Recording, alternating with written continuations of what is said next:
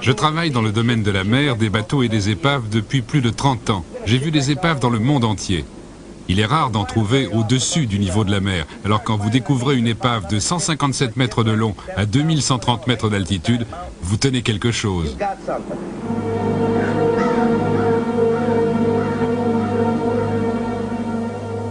Au cours du siècle dernier, des centaines d'expéditions ont gravi le mont Ararat dans l'est de la Turquie à la recherche de l'arche de Noé. La plupart des indices dont nous disposons laissent à penser que cette montagne est celle que les anciennes civilisations appelaient la montagne du bateau. Les autres lieux ne collent pas avec les descriptions. Beaucoup parmi les chercheurs chrétiens estiment que la découverte de l'arche prouverait l'authenticité de la Bible. Ils pensent qu'Ararat est la montagne du bateau, alors que la Bible elle-même ne mentionne rien de plus que les montagnes d'Ararat, une chaîne qui comprend plusieurs sommets. Et malgré les déclarations avancées par certains témoins oculaires et un important battage médiatique, aucune preuve tangible n'a pourtant encore été produite.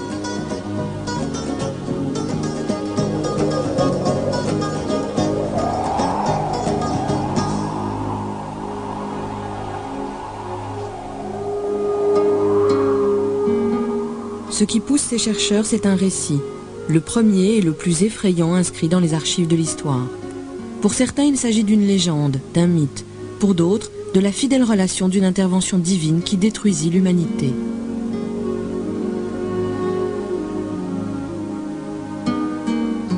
Quoi qu'il en soit, il n'est pas d'histoire plus universelle.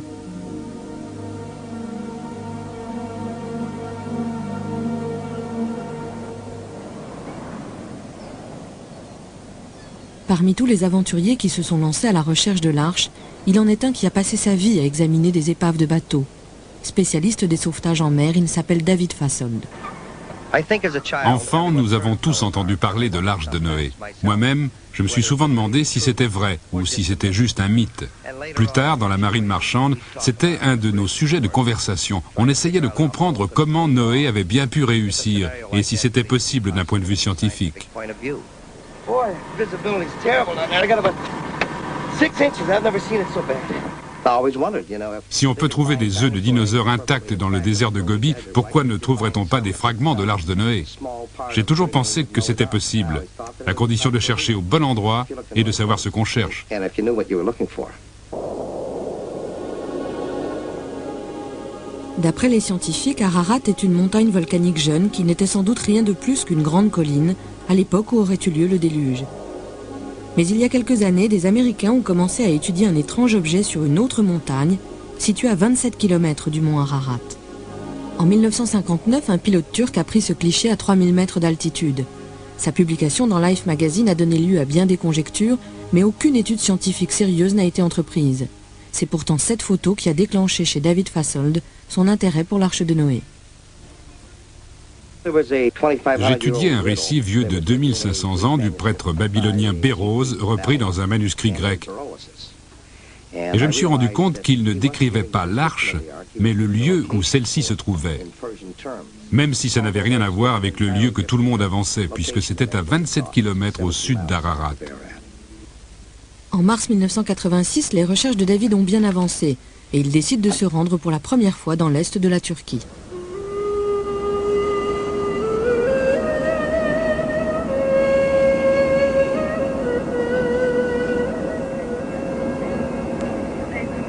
Ça doit être formidable de pouvoir laisser quelque chose au monde, une sorte de contribution personnelle. Et pour moi, ça semblait le bon moment.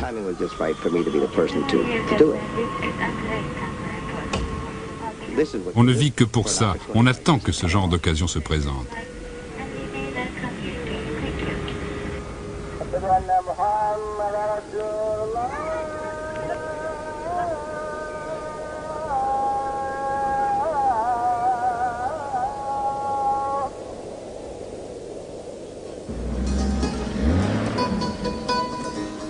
Pour aller d'Ankara, capitale de la Turquie, à la frontière est du pays, David Fassold parcourt 800 km à travers une des régions les plus désolées du Moyen-Orient.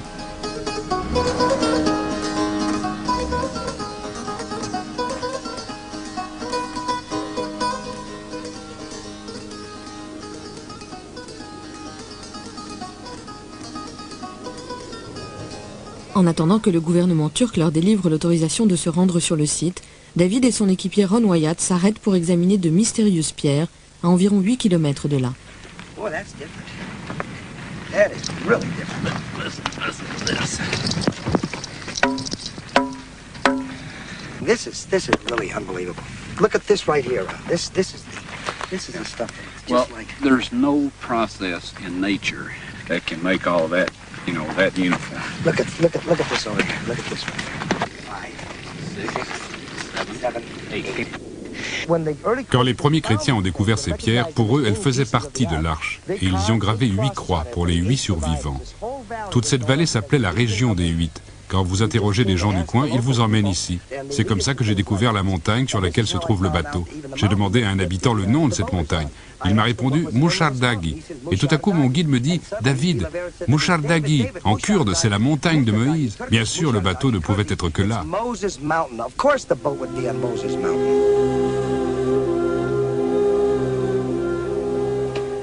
Quand je suis arrivé sur le site, c'était absolument incroyable. Il faut y être pour comprendre tout ce que ça implique.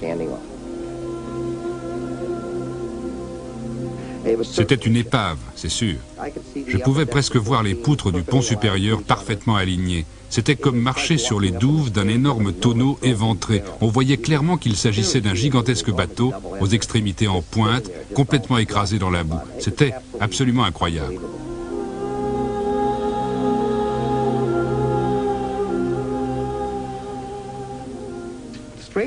Bizarrement, j'avais l'impression de connaître ce bateau. C'était comme un vague souvenir, peut-être quelque chose qui est dans les gènes de chacun d'entre nous, enfoui, et qui, quand on voit le site pour la première fois, nous revient à l'esprit, une sorte de souvenir étrange du déluge. Kind of a strange remembrance of the flood. I got another one right here. David mesure le site et commence une longue série de tests.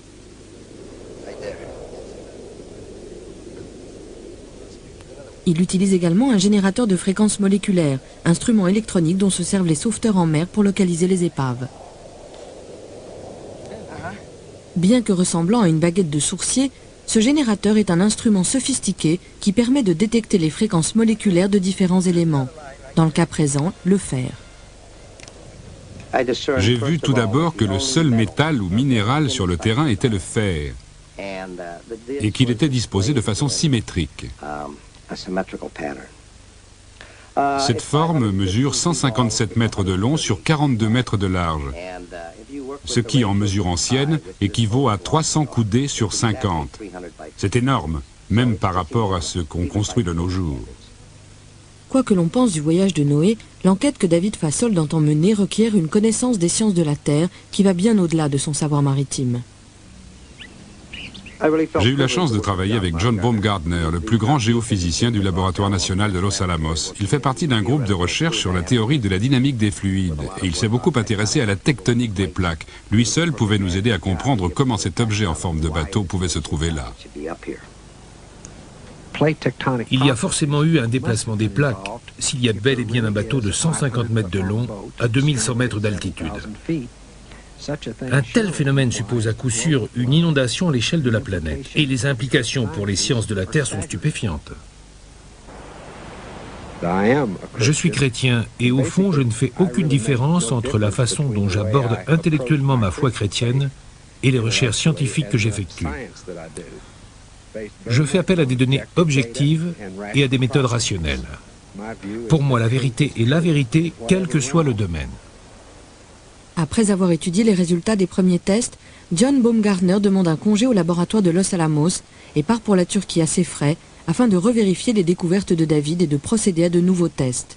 Entre-temps, David Fasol a recruté un autre membre pour ses expéditions.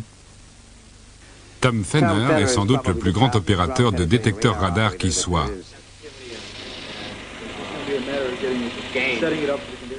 C'est grâce à lui qu'a été découverte la plus vieille épave du monde, près de la pyramide de Khéops. Il était donc parfait pour le projet.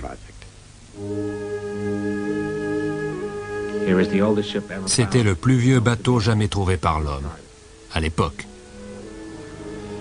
Mais peut-être qu'il existe un bateau encore plus vieux, bien plus vieux.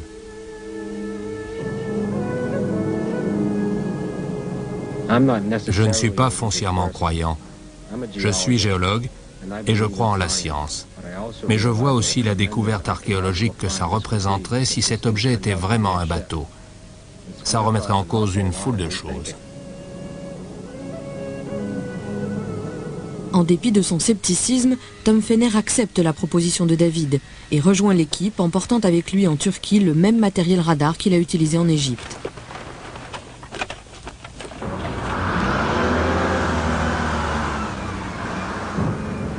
John prépare le site.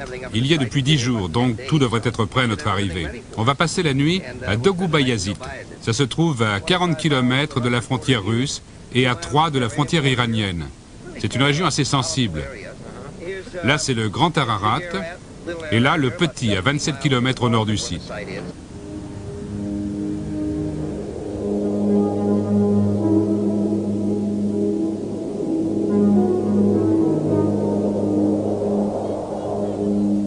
En août 1986, John est sur le site avec une première équipe. Il attend le matériel radar qui leur permettra d'explorer le sous-sol.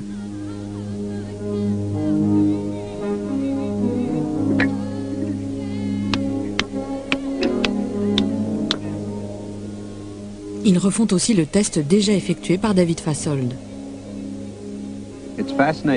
Il est fascinant de voir que les deux tests effectués avec le générateur de fréquences donnent des résultats aussi proches.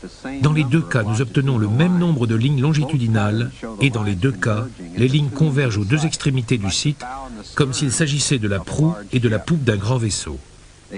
Les tests suggèrent quelque chose construit par l'homme. Lorsqu'on arrive sur le site, on comprend que s'il s'agit vraiment des restes de l'Arche de Noé, ceux-ci sont en très mauvais état et qu'on trouvera très peu de preuves matérielles tangibles que c'est bien l'Arche. Beaucoup s'attendent à trouver l'Arche dans un très bon état de conservation et ils sont découragés quand ils voient ce grand tas de boue.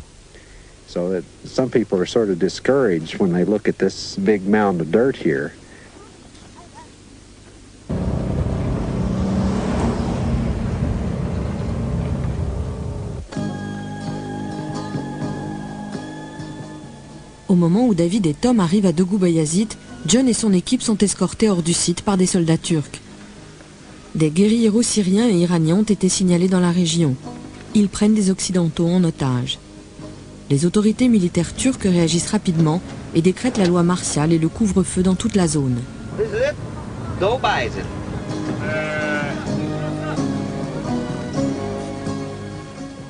Les soldats passent la ville au peigne fin à la recherche de terroristes, alors que le conflit éclate dans les collines avoisinantes. L'armée nous a fait interrompre nos travaux et nous a dit que le site était temporairement fermé pour notre sécurité. Impossible d'apporter le radar sur le site alors. On dirait. On ne pouvait rien faire de plus que de rester assis à regarder notre matériel. Rien de ce qu'on avait apporté ne pouvait être utilisé. C'était vraiment rageant.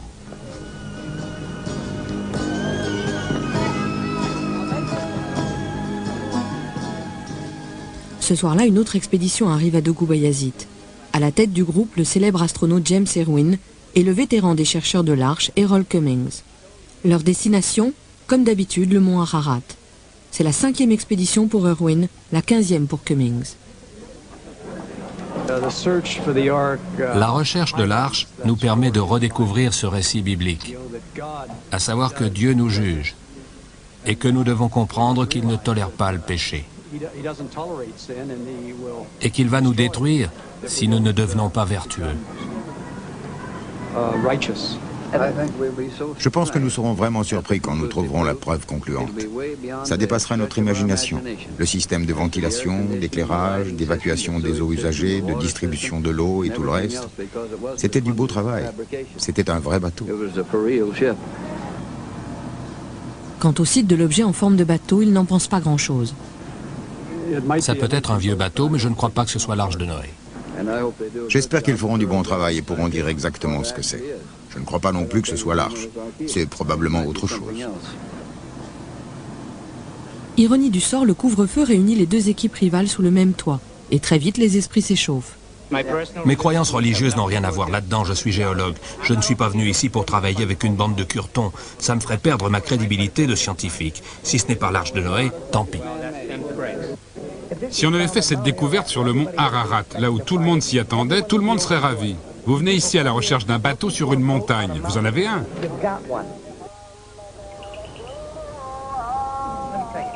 Si ce bateau se trouvait sur le mont Ararat, vous seriez ravi.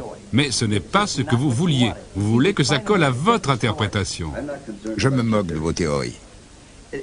Tout d'abord, dans la Genèse, quand il est dit qu'il fera 30 sur 50 sur 300, on ne dit pas qu'il s'agit des mesures, mais de la forme, du déplacement volumique. C'est le volume de l'arche. Vous êtes un spécialiste des bateaux, ça c'est vrai, moi j'y connais rien. S'il s'avère que c'est l'arche de Noé, comment expliquerez-vous qu'elle ne soit pas rectangulaire, puisque selon vous c'est ainsi que l'a décrit la Genèse? Mais ça ne me dérange pas, j'accepte les variations. Je ne prétends pas être infaillible, mais je prends tous les éléments dont je dispose et je me fais une opinion. Moi, je vais vous dire la différence entre vous et moi. Moi, je cherche l'arche de Noé. Moi, je cherche des centaines d'histoires qui corroborent une thèse. On ne fait pas les choses à l'aveuglette. Vous n'avez rien du tout, pas de photos. Désolé, mais là, vous vous trompez. Je vais rencontrer un témoin oculaire qui est allé sur place 2 fois. Il habite la région. Il est allé au mont Ararat? À 2 reprises. N'importe quoi. Non. Et ils venaient d'où? Ils arrivaient de Bagdad pour aller où? Je ne me souviens pas. C'est écrit dans votre livre, Errol. Ils allaient de Bagdad à Adana. Ils seraient passés par le mont Ararat? C'est ce qu'ils disent. Vous vous moquez de moi. C'est comme si je vous disais qu'en allant de Miami à San Francisco, j'ai vu en traversant le Dakota du Nord un objet en forme de bateau. C'est ridicule. Laissez-moi vous dire... Continuez donc à gaspiller votre temps et votre argent sur les légendes et les mythes des autres. Moi, je continue sur le bateau. C'est pas parce qu'on n'est pas d'accord qu'il faut être désagréable. L'année prochaine, vous vous joindrez à notre équipe quand vous aurez échoué. Désolé, Errol.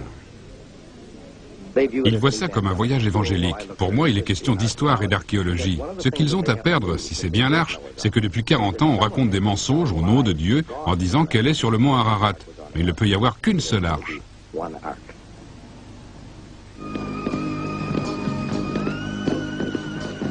Alors qu'à l'extérieur, le conflit s'amplifie et que des correspondants de guerre affluent dans la ville, David et les autres attendent des autorisations qui ne viendront jamais. Après 5 mois de préparation, ils se retrouvent coincés dans un hôtel avec un radar dont ils ne peuvent pas se servir et un site sur lequel ils ne peuvent pas se rendre.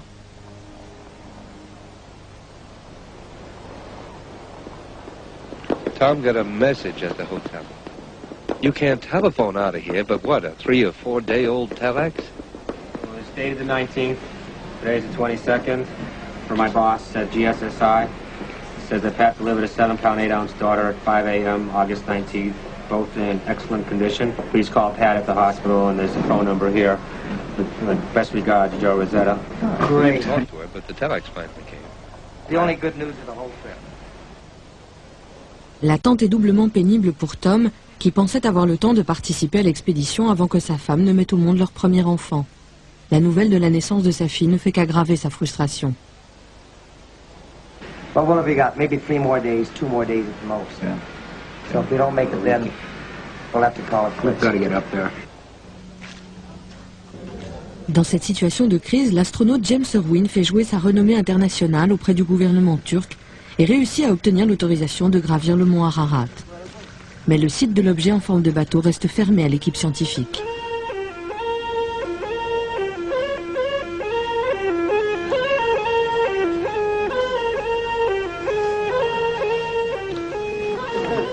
We don't know whether we'll be on this mountain again. Yeah, we don't know. We don't know.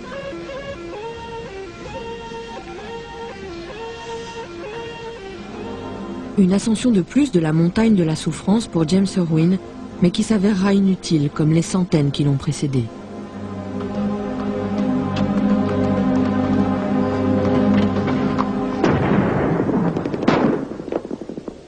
Là-haut.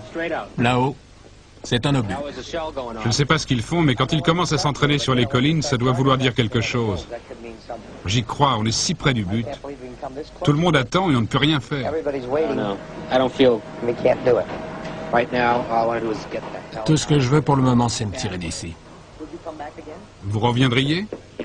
Pas dans l'immédiat. Je ne sais pas si ça va durer, mais j'ai l'impression que c'est fichu pour la saison. Vous savez, j'ai toujours eu le sentiment que si je ne me dépêchais pas, ça allait me filer sous le nez. Je ne pensais pas qu'une guerre se déclarerait et qu'elle fermerait la région. Comme rien n'indique que la situation militaire va s'améliorer, Fasold, Fenner et Baumgartner abandonnent. Ils rentrent aux États-Unis, mais retourneront plusieurs fois en Turquie au cours des 2 années suivantes pour frapper aux portes du gouvernement. Bien que la loi martiale ait finalement été suspendue dans l'est de la Turquie, l'accès au site est toujours interdit.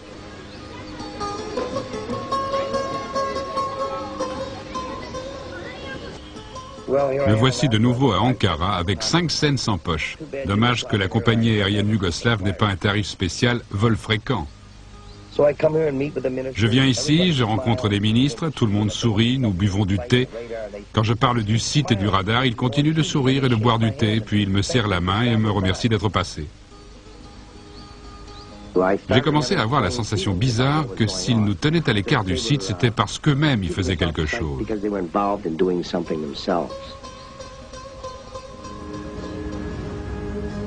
À défaut de pouvoir se rendre sur le site, ils obtiennent la permission de travailler dans la région. Et à l'automne 1988, David et John réunissent juste assez d'argent pour parcourir les abords du site à la recherche de preuves supplémentaires.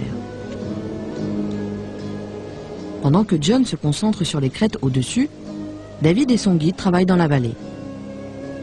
Ils étudient de mystérieuses pierres qui sont alignées les unes par rapport aux autres, mais également par rapport à l'objet en forme de bateau. About 5 inches deeper there. All right, now, it looks like if we dig down about this far, we're, get all the stuff away, we're going to find a hole about this big on this stone. Les pierres sont percées de trous à leur sommet. Certains trous sont intacts, d'autres sont cassés ou enterrés. David pense qu'il s'agit de pierres de lestage que les anciens marins tiraient à l'aide de filins derrière leur bateau pour se stabiliser par grosse mer. Mais s'il s'agit vraiment de pierres de lestage, elles se trouvent sur une montagne à des centaines de kilomètres de la mer la plus proche. Les versions sanscrites et sumériennes du déluge mentionnent ces pierres. Elles figurent dans le Coran. Dans le récit babylonien, il est dit « Il est impossible de traverser les eaux de la mort sans les pierres ». Ce sont bel et bien des pierres de lestage, identiques à celles que l'on a retrouvées dans la Méditerranée, d'Israël à l'Égypte, sauf qu'elles sont 10 fois plus grosses. Ça ne fait aucun doute, ce sont les pierres d'un gigantesque vaisseau.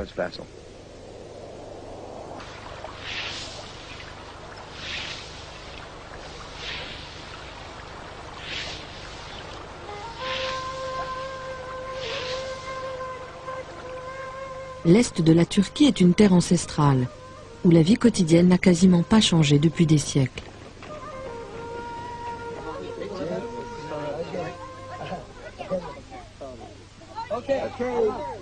Ici, dans le village le plus proche du site, David et John espèrent en apprendre davantage sur l'histoire de la région et sur le séisme de 1948 qui a légèrement surélevé l'objet en forme de bateau. Vous avez déjà creusé le sol du village? Vous avez trouvé quelque chose? Il y a eu un deprem, un bouyouk deprem, un tremblement de terre. C'était en quelle année?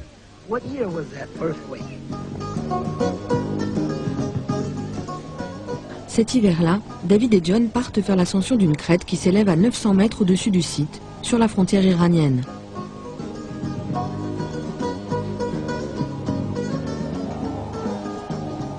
C'est là que l'objet aurait touché terre, s'il s'agit bien d'un bateau. L'équipe découvre des preuves supplémentaires indiquant que l'objet reposait sur de la boue et qu'avec le temps, il a glissé de cette crête jusqu'à son emplacement actuel. Nous savons que l'objet repose sur de la boue et que la coulée de boue commence juste au-dessus du sommet de cette crête. Si l'objet est bien un bateau, il a certainement été entraîné en contrebas par la boue. Je n'aime pas vraiment faire les choses ainsi, mais aussi longtemps qu'on ne pourra pas se rendre sur le site, nous en serons réduits à explorer attentivement les alentours. Nous pourrions bien y trouver des preuves que des gens ont jadis foulé cette terre.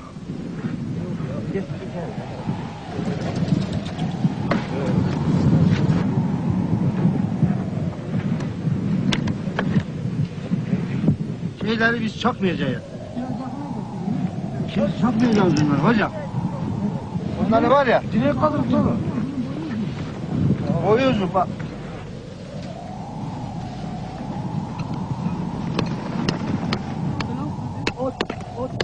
Oraya geçmiyor. Lütfen, lütfen.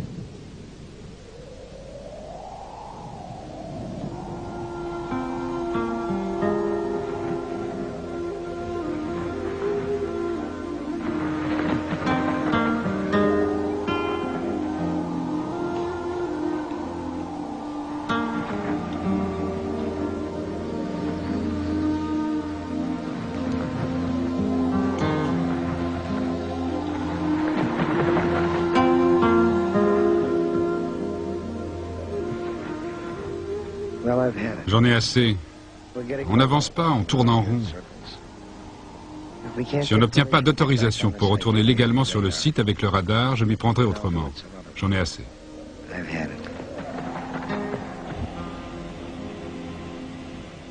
Au printemps 1989, David et Ron Wyatt prennent une décision audacieuse. Après avoir attendu 3 ans pour des autorisations qui ne sont jamais venues, David parvient à faire passer un petit radar à la douane turque et à l'amener à Gubayazit. Puis, avec l'aide de Ron, il réussit à l'installer sur le site, au nez et à la barbe des soldats. Le marché était que s'il endossait la responsabilité du matériel au cas où il nous serait confisqué, moi je me chargeais de le faire fonctionner. Il nous fallait filmer les résultats avec une caméra vidéo avant d'être arrêté. Je ne peux pas en vouloir aux Turcs de protéger le site, il est à eux. Et ils ont tellement été pillés dans le passé.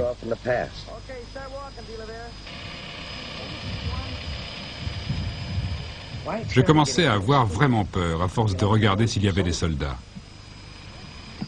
Okay. Look at this now. Bring it. Shoot this with the camera. You know, we got to get our ass in gear, Dave. What's the matter, Ron? You don't think... Nothing is the matter. You don't want to record this? We're recording it, it's fine. Okay. We need to get out of here. Ran, I'll pack it up. Well, why don't we make that sweep up there and go to the back, okay? Well... You had me sign so my okay. ass is the one all right, that's... Okay, all right.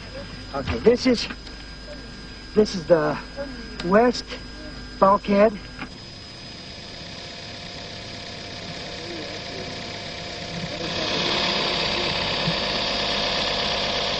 All right, the lines are there. The lines are there. Le radar révèle très nettement une forme et confirme les résultats du générateur de fréquences moléculaires qui avait détecté du fer à intervalles réguliers, dessinant une forme de bateau. On était fous de joie, et je me disais que même si on avait enfreint la loi en ayant fait tout ça sans autorisation, on serait vite pardonné. Mais les Turcs ne m'ont pas pardonné. Et ils m'ont fait savoir très clairement qu'en Turquie, et en particulier lorsqu'il est question de sites archéologiques, il faut se conformer aux règles. Et donc pendant 1 an, j'ai été persona non grata.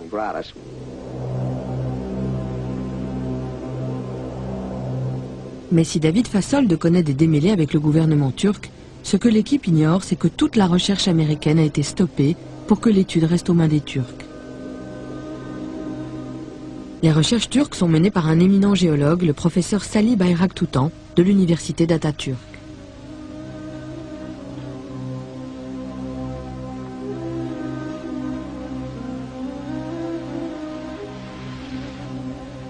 L'histoire de Noé, telle qu'elle est décrite dans le Coran, occupe une grande place dans les croyances islamiques.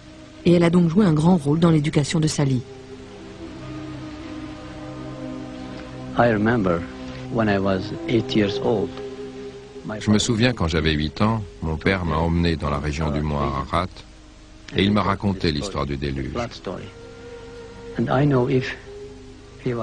Et je sais que s'il était encore vivant, il me soutiendrait dans mon travail et il serait très fier de moi.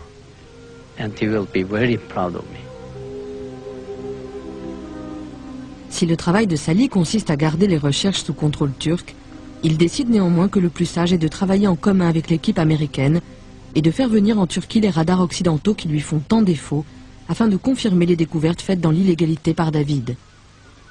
En dépit des efforts de Salih, David paiera le prix de son audace. Cet été-là, le gouvernement turc lui interdit de rejoindre les autres sur le site.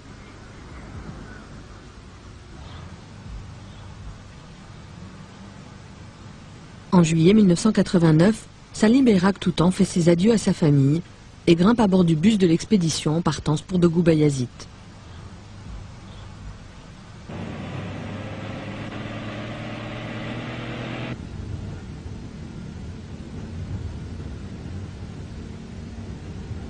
Le voyage commence dans la joie.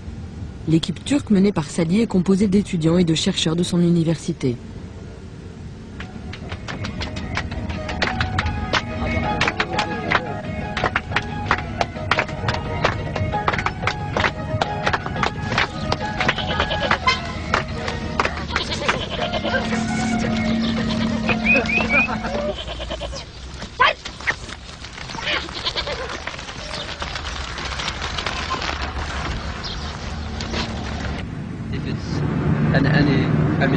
Any man-made structure, it's only possibility is both. How about the impact on the community as a science community? This is something that is not supposed to be here. You know what I mean? Yes.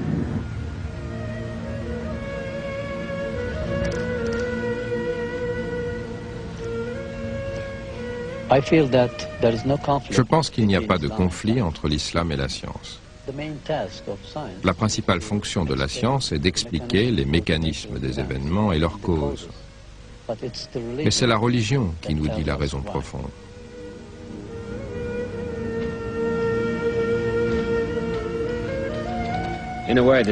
En un sens, c'est un suicide professionnel.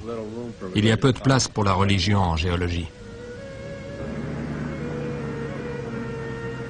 3 ans exactement après leur arrivée sur le sol turc avec le radar, Tom et John sont enfin sur le point de poser le pied sur le site. Surveying resolution doesn't need to be much better.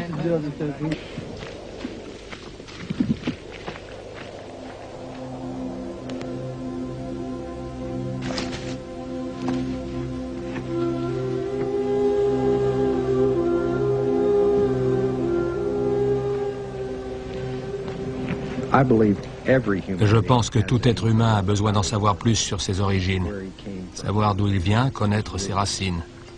C'est un besoin universel.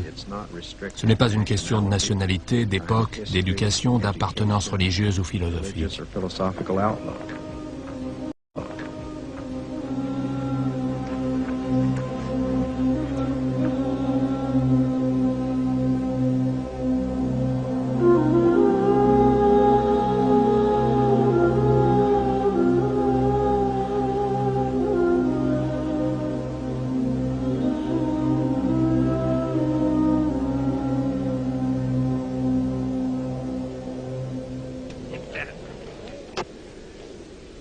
The acid test. The radar's going to perform, I'll know. Whether it's going to be easy or whether it's going to be hard.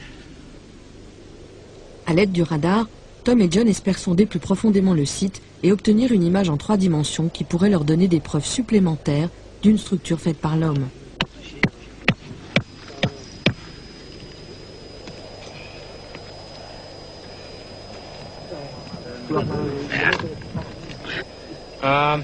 Okay, I need someone to pull the antenna around, just at random, so I can get a feel for what this is going to do. I need someone to move that antenna. Sure. Just, which way? Pull it so the cable drags behind you. Sure.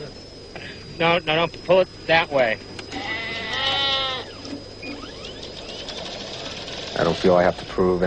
Je ne suis pas ici pour me prouver quelque chose ou corroborer la thèse de quelqu'un d'autre.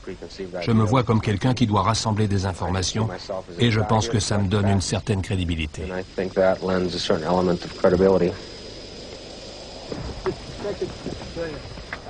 Au cours de ces dernières années, le radar a remplacé une grande partie du travail préliminaire des fouilles archéologiques.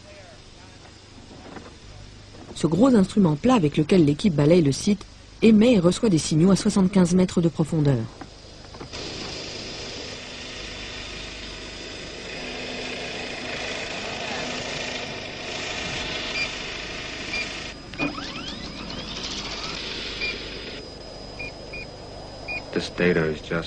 Les résultats sont désespérants. Il n'y a rien. I see nothing in it. Penetration's terrible. Well, I don't see anything but noise, do you? Okay. We'll go up and put stakes every meter so we can make the traverses a little faster.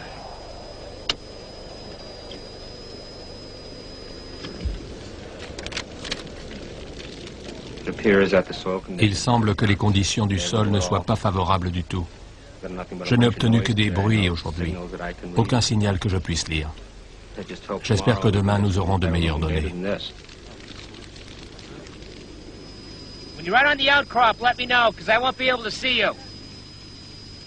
Le travail se poursuit pendant 3 jours, sans changement notable dans les résultats du radar. Les données ne laissent entrevoir absolument rien qui puisse indiquer une structure construite par l'homme. Ou alors le radar ne la détecte pas. L'Arche de Noé. La farce de Noé, plutôt. Je crois qu'il n'y a aucune chance que ce soit un bateau.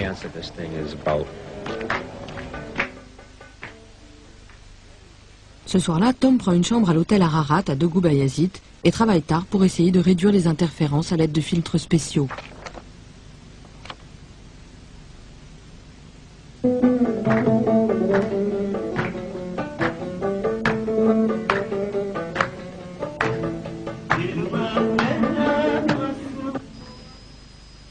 Petit à petit, une forme étrange se dessine.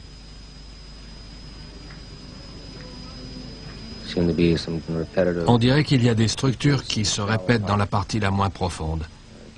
Je ne vois pas ce qui pourrait être parallèle, si ce n'est une sorte de plancher avec une armature en métal.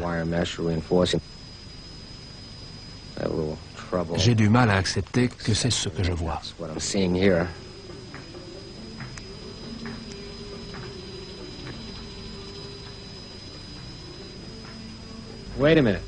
Attendez.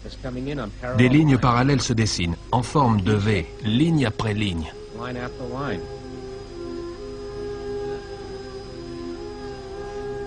Les signaux proviennent d'une couche solide à 8 mètres sous la surface du site.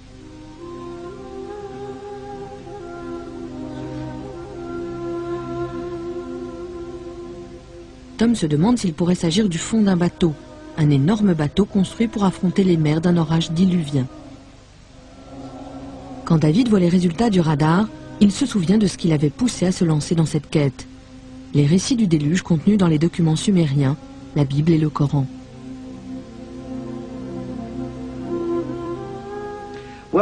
J'ai étudié ça de très près pour savoir quel genre de structure ça pouvait être. Et je pense qu'il s'agissait d'un gigantesque bateau fait de roseaux et surmonté d'une structure en bois. Et ce qu'on voit, ce qui s'appelle l'interface, c'est une infrastructure sur laquelle se trouvaient les poutres qui ont maintenant été remplacées par du limon. Donc ce n'est pas la structure elle-même qui est sur le site, mais plutôt un fossile de cette structure. De retour à Los Alamos, John rassemble toutes les données pour créer ses images de synthèse de l'objet mystérieux. L'étape suivante consistera à creuser et remonter des fragments de la structure pour les analyser, condition sine qua non pour que le gouvernement turc puisse ne serait-ce qu'envisager le coût et les dommages provoqués par des fouilles archéologiques. Grâce aux nouvelles données fournies par le radar, les recherches passent à la vitesse supérieure et David est de retour sur le terrain dès l'été 1990. La première étape consiste à construire une route afin d'acheminer une tour de forage. L'équipe a obtenu l'autorisation de creuser 4 trous.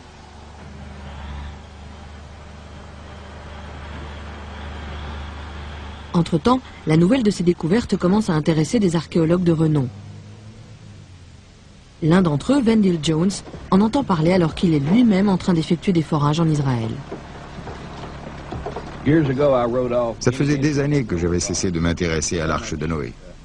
J'avais entendu trop de bêtises dites par des gens incompétents qui n'étaient pas des scientifiques. Je m'étais dit, ces types-là ne savent pas ce qu'ils font. Et puis, j'ai entendu parler de la recherche scientifique de l'Arche de Noé. Je suis très curieux de voir ça. Je lui ai téléphoné pour lui demander de venir sur le site pour voir si j'étais en train de me ridiculiser. Et il nous a beaucoup aidés. Il nous a donné des conseils sur la marche à suivre.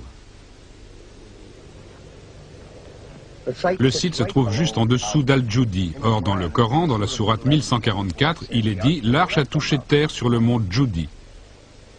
À l'est du site se trouve une ville qui s'appelle Kagakonmaz, littéralement « corbeau de la terre ». Et je suis certain que personne n'a oublié le corbeau qui a été relâché de l'arche et n'est jamais revenu.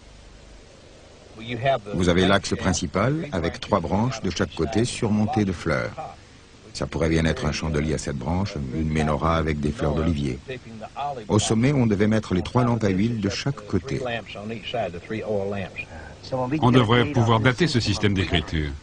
Nous pouvons dater ces formes de lettres à 50 ans près. Le temps nous le dira.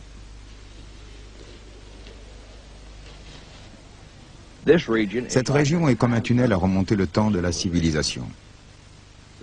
L'histoire de la Turquie a commencé il y a 7 à 10 000 ans. Si l'arche de Noé est dans l'est de la Turquie, ça veut dire que la civilisation a commencé là, et que de là, elle s'est étendue à la terre entière. Chaque fois que vous retournez quelques centimètres de terre, c'est comme si vous feuilletiez un livre allant du présent au passé. That's extremely iron-rich. Look at that. Extremely iron-rich stuff. It's in siltstone actually, but extremely rich in iron. Hematite or limonite. Could be significant, finding material that high in iron, almost pure iron oxide. Extreme decay of iron material. Like nails or what? Yeah, nail, whatever it is, I don't know its name, but it's very rich, and I can say that it's essentially pure iron. Yeah. Pure iron oxide. Above, I can say above 80% is iron. Pour Sally, la concentration en fer inhabituelle pour cette région de la Turquie confirme à la fois les résultats du générateur de fréquences moléculaires et les 2 tests effectués avec le radar, même si cela pourrait remettre en cause les dates reconnues de l'âge de fer. C'est un gros galet de serpentine, une roche ultra basique des fonds marins qui affleure dans la région. Si c'est ce galet qui renvoie les signaux, il s'agit d'un affleurement de socle rocheux.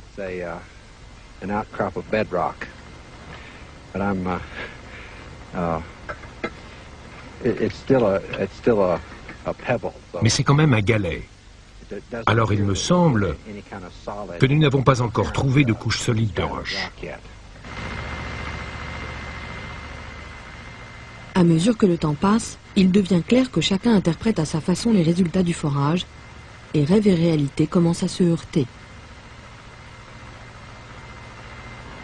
Rien de ce que nous avons rencontré jusqu'ici n'est à mon avis capable de renvoyer des signaux radars aussi puissants que ceux que nous avons obtenus l'été dernier. Le mystère reste donc entier en ce qui concerne le matériau qui a renvoyé ces signaux. Est-ce que ça pourrait être encore plus en profondeur? C'est possible, mais peu probable. On est peut-être passé à quelques centimètres. Hein? Pas vrai? Nous ne pouvons pas être sûrs que la couche qui nous a renvoyé les signaux soit continue. Il se peut qu'on soit tombé sur un trou au milieu de cette couche. Peut-être qu'elle recouvre 80% du site et que nous sommes tombés sur les 20% où elle n'existe pas.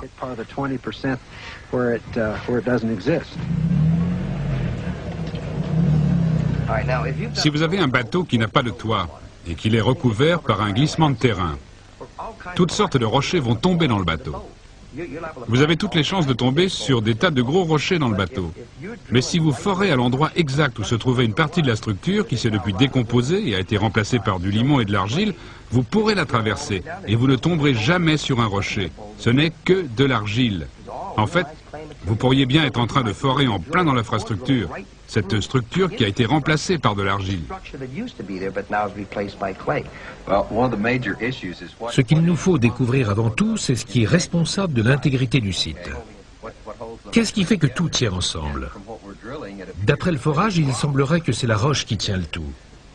Et si c'est la roche qui donne au site sa force interne et sa forme, alors il ne s'agit sans doute pas de l'arche. Je pourrais prendre une statue en marbre de Michel-Ange et l'enterrer sous 6 mètres de boue, et lui serait capable de forer un trou dedans et de me dire que c'est du marbre. Et on ne saurait pas que c'est un objet fabriqué par l'homme.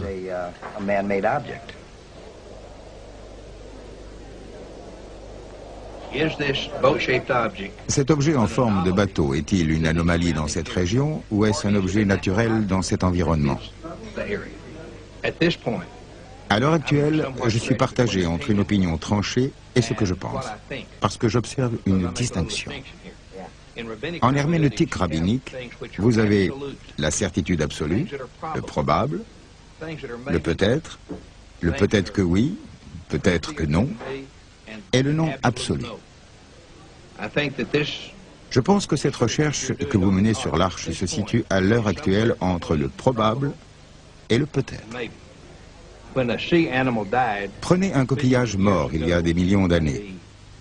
La boue et le sable ont rempli sa coquille et les réactions chimiques successives ont abouti à un amalgame compact. Puis la coquille s'est décomposée et vous avez la forme d'un fossile, mais pas le fossile lui-même. Je pense qu'on peut dire la même chose de ce qu'on cherche.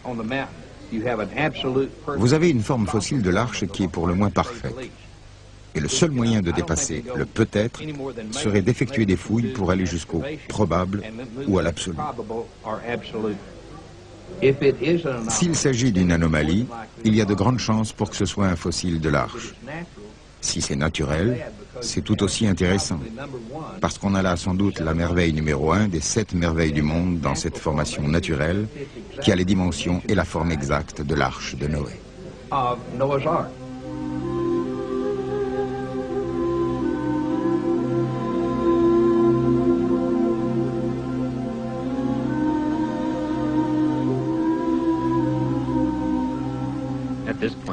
À l'heure actuelle, je ne sais pas quoi penser. En tout cas, forer des trous ne fournit pas assez d'informations. Nous n'avons pas pu en forer un assez grand nombre. Il faudrait creuser une tranchée pour savoir ce qu'il y a là-dessous. Je me demande si c'est juste une extraordinaire coïncidence que cet objet ait la forme et les dimensions qu'il a. Ce serait une coïncidence très étrange, vraiment très étrange.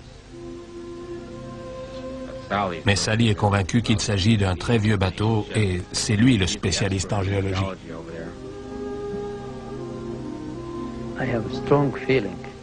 Je ressens quelque chose de très fort vis-à-vis de cet objet. Pour moi, c'est l'Arche de Noé.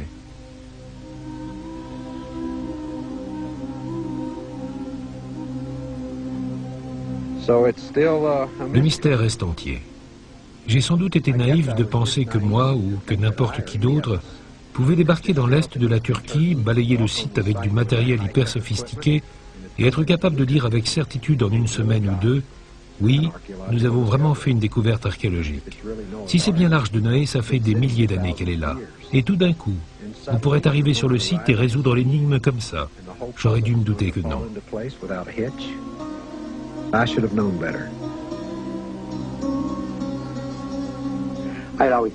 J'ai toujours pensé que ça me plairait de chercher l'Arche de Noé. Je n'ai jamais cru que ça deviendrait une réalité. Puis c'est arrivé. Je n'ai jamais pensé que j'arriverais si près du but. Je n'en reviens pas.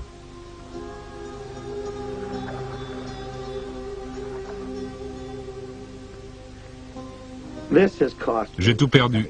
J'ai perdu mon travail, mon matériel, bateau, remorqueur, grue. J'ai plus ou moins quitté mon travail. Je n'ai pas pu reprendre ce que je faisais avant. J'ai perdu tout mon argent, ma maison, l'éducation de mes enfants, et ça a eu de grosses répercussions sur mon mariage aussi.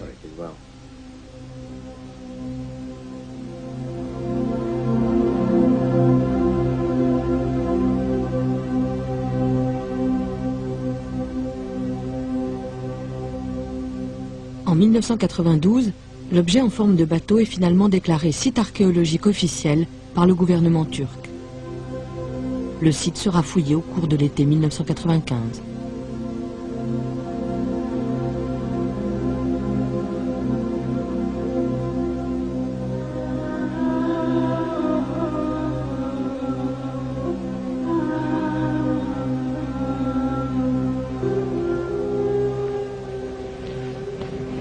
Je pense que tout être humain a besoin d'en savoir plus sur ses origines, savoir d'où il vient, connaître ses racines. C'est un besoin universel. Ce n'est pas une question de nationalité, d'époque, d'éducation, d'appartenance religieuse ou philosophique.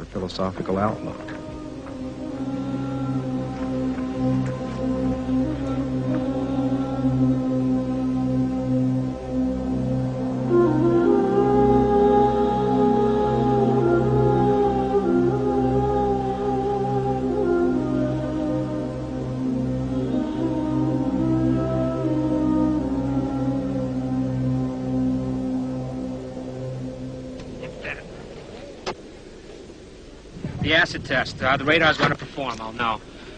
Whether it's going to be easy or whether it's going to be hard. À l'aide du radar, Tom et John espèrent sonder plus profondément le site et obtenir une image en 3 dimensions qui pourrait leur donner des preuves supplémentaires d'une structure faite par l'homme.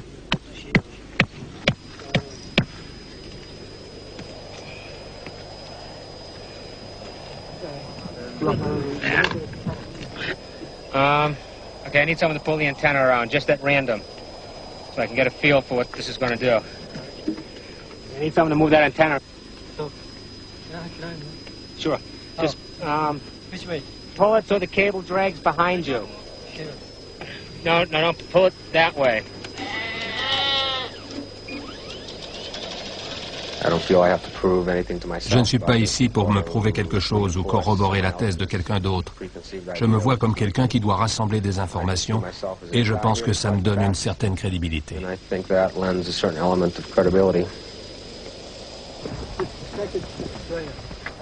Au cours de ces dernières années, le radar a remplacé une grande partie du travail préliminaire des fouilles archéologiques. Ce gros instrument plat avec lequel l'équipe balaye le site émet et reçoit des signaux à 75 mètres de profondeur.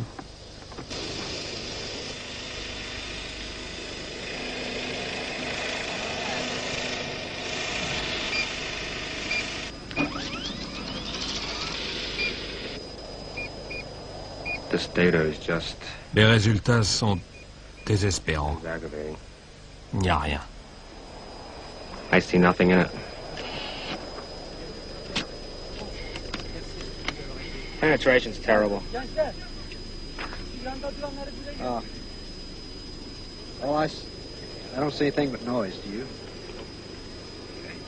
We'll go up and put stakes every meter so we can make the traverses a little faster.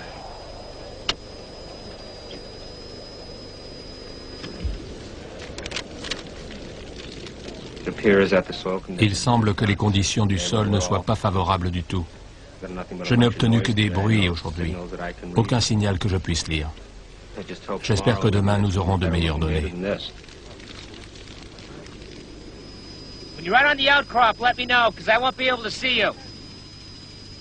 Le travail se poursuit pendant 3 jours, sans changement notable dans les résultats du radar. Les données ne laissent entrevoir absolument rien qui puisse indiquer une structure construite par l'homme. Ou alors le radar ne la détecte pas. L'Arche de Noé, la farce de Noé plutôt. Je crois qu'il n'y a aucune chance que ce soit un bateau.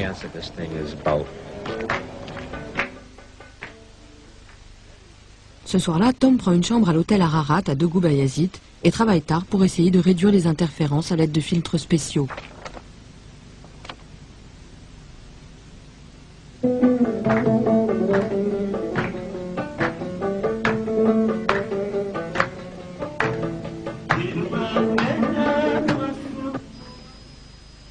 Petit à petit, une forme étrange se dessine.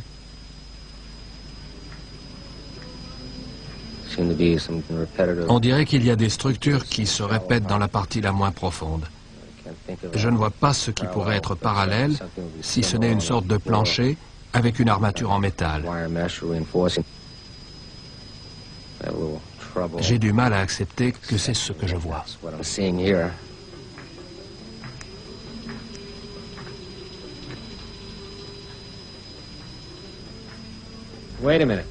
Attendez, des lignes parallèles se dessinent, en forme de V, ligne après ligne.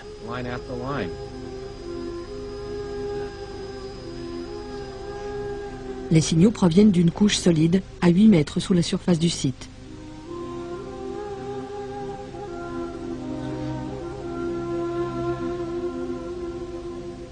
Tom se demande s'il pourrait s'agir du fond d'un bateau, un énorme bateau construit pour affronter les mers d'un orage diluvien.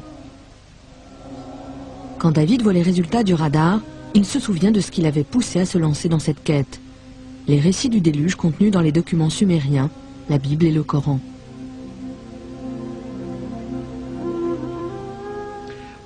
J'ai étudié ça de très près pour savoir quel genre de structure ça pouvait être. Et je pense qu'il s'agissait d'un gigantesque bateau fait de roseaux et surmonté d'une structure en bois. Et ce qu'on voit, ce qui s'appelle l'interface, c'est une infrastructure sur laquelle se trouvaient les poutres qui ont maintenant été remplacées par du limon.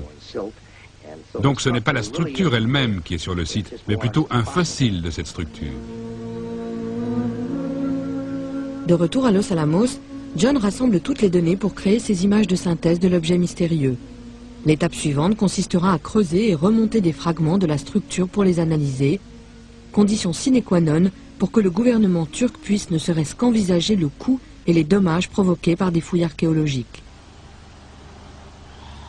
Grâce aux nouvelles données fournies par le radar, les recherches passent à la vitesse supérieure et David est de retour sur le terrain dès l'été 1990. La première étape consiste à construire une route afin d'acheminer une tour de forage. L'équipe a obtenu l'autorisation de creuser 4 trous.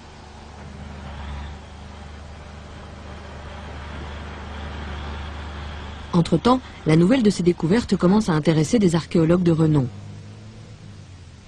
L'un d'entre eux, Wendell Jones, en entend parler alors qu'il est lui-même en train d'effectuer des forages en Israël. Ça faisait des années que j'avais cessé de m'intéresser à l'arche de Noé. J'avais entendu trop de bêtises dites par des gens incompétents qui n'étaient pas des scientifiques. Je m'étais dit, ces types-là ne savent pas ce qu'ils font. Et puis, j'ai entendu parler de la recherche scientifique de l'arche de Noé. Je suis très curieux de voir ça. Je lui ai téléphoné pour lui demander de venir sur le site pour voir si j'étais en train de me ridiculiser. Et il nous a beaucoup aidés. Il nous a donné des conseils sur la marche à suivre. Le site se trouve juste en dessous d'Al-Joudi. Or, dans le Coran, dans la sourate 1144, il est dit « L'arche a touché terre sur le mont Joudi ».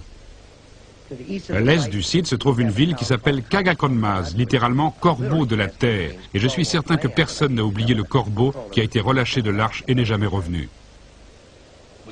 Vous avez l'axe principal avec 3 branches de chaque côté surmontées de fleurs.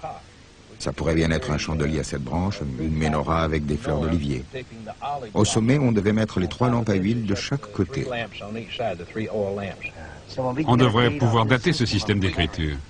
Nous pouvons dater ces formes de lettres à 50 ans près. Le temps nous le dira.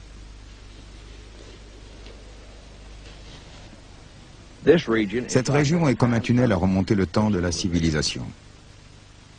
L'histoire de la Turquie a commencé il y a 7 à 10 000 ans.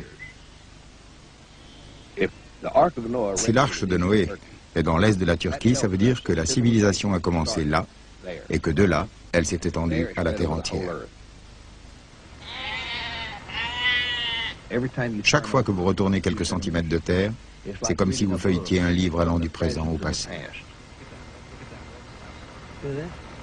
That's extremely iron-rich. Look at that. Extremely iron-rich stuff. It's a siltstone actually, but extremely rich in iron. Hematite or limonite. Could be significant, finding material that high in iron, almost pure iron oxide. Extreme decay of iron material. Like nails or what? The nail, whatever it is, I don't know its name, but it's very rich, and I can say that it's essentially pure iron. Yeah. Pure iron oxide. Above, I can say above 80% is iron. Pour Sally, la concentration en fer inhabituelle pour cette région de la Turquie confirme à la fois les résultats du générateur de fréquences moléculaires et les 2 tests effectués avec le radar, même si cela pourrait remettre en cause les dates reconnues de l'âge de fer. C'est un gros galet de serpentine, une roche ultra basique des fonds marins qui affleure dans la région. Si c'est ce galet qui renvoie les signaux, il s'agit d'un affleurement de socle rocheux. an outcrop of bedrock. But it's still a pebble. Mais c'est quand même un galet. Alors il me semble que nous n'avons pas encore trouvé de couche solide de roche. À mesure que le temps passe, il devient clair que chacun interprète à sa façon les résultats du forage, et rêve et réalité commencent à se heurter. Rien de ce que nous avons rencontré jusqu'ici n'est à mon avis capable de renvoyer des signaux radars aussi puissants que ceux que nous avons obtenus l'été dernier. Le mystère reste donc entier en ce qui concerne le matériau qui a renvoyé ces signaux. Est-ce que ça pourrait être encore plus en profondeur? C'est possible, mais peu probable. On est peut-être passé à quelques centimètres. Hein? Pas vrai? Nous ne pouvons pas être sûrs que la couche qui nous a renvoyé les signaux soit continue. Il se peut qu'on soit tombé sur un trou au milieu de cette couche. Peut-être qu'elle recouvre 80% du site et que nous sommes tombés sur les 20% où elle n'existe pas.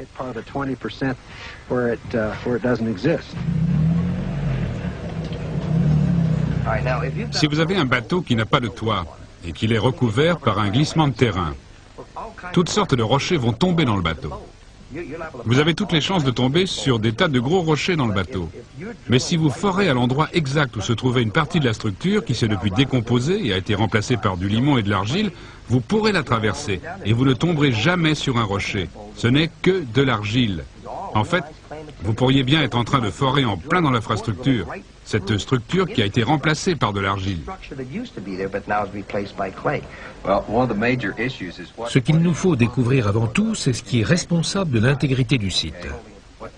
Qu'est-ce qui fait que tout tient ensemble? D'après le forage, il semblerait que c'est la roche qui tient le tout. Et si c'est la roche qui donne au site sa force interne et sa forme, alors il ne s'agit sans doute pas de l'arche. Je pourrais prendre une statue en marbre de Michel-Ange et l'enterrer sous 6 mètres de boue, et lui serait capable de forer un trou dedans et de me dire que c'est du marbre. Et on ne saurait pas que c'est un objet fabriqué par l'homme.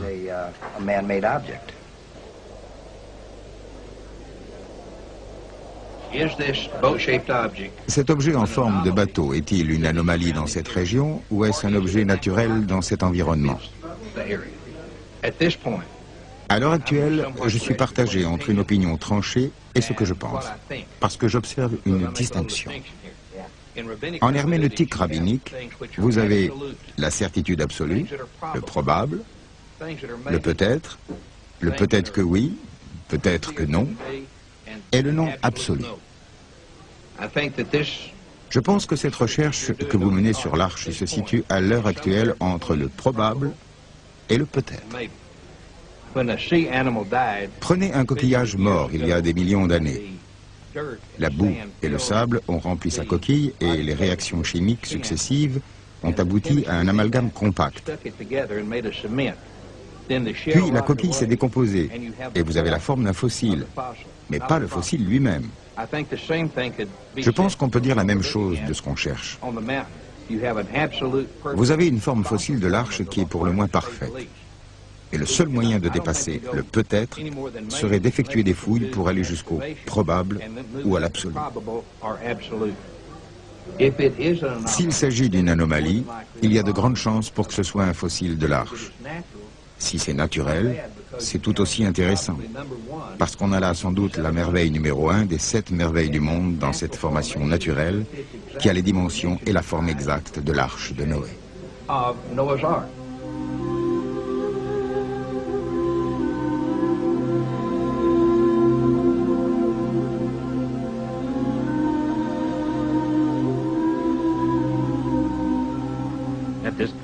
À l'heure actuelle, je ne sais pas quoi penser. En tout cas, forer des trous ne fournit pas assez d'informations. Nous n'avons pas pu en forer un assez grand nombre. Il faudrait creuser une tranchée pour savoir ce qu'il y a là-dessous. Je me demande si c'est juste une extraordinaire coïncidence que cet objet ait la forme et les dimensions qu'il a. Ce serait une coïncidence très étrange, vraiment très étrange. Mais Sally est convaincu qu'il s'agit d'un très vieux bateau et c'est lui le spécialiste en géologie.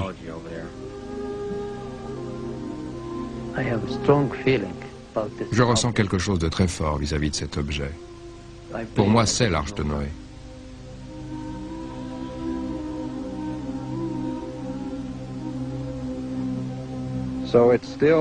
Le mystère reste entier.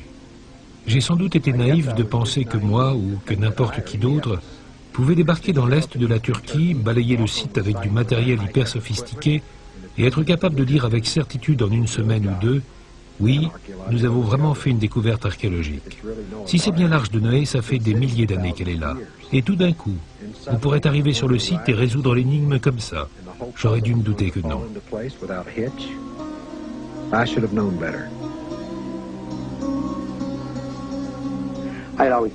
J'ai toujours pensé que ça me plairait de chercher l'Arche de Noé. Je n'ai jamais cru que ça deviendrait une réalité. Puis c'est arrivé. Je n'ai jamais pensé que j'arriverais si près du but.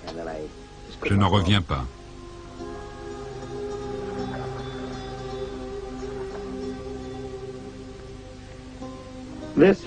J'ai tout perdu.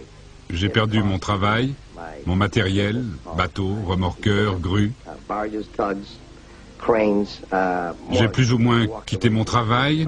Je n'ai pas pu reprendre ce que je faisais avant. J'ai perdu tout mon argent, ma maison, l'éducation de mes enfants, et ça a eu de grosses répercussions sur mon mariage aussi.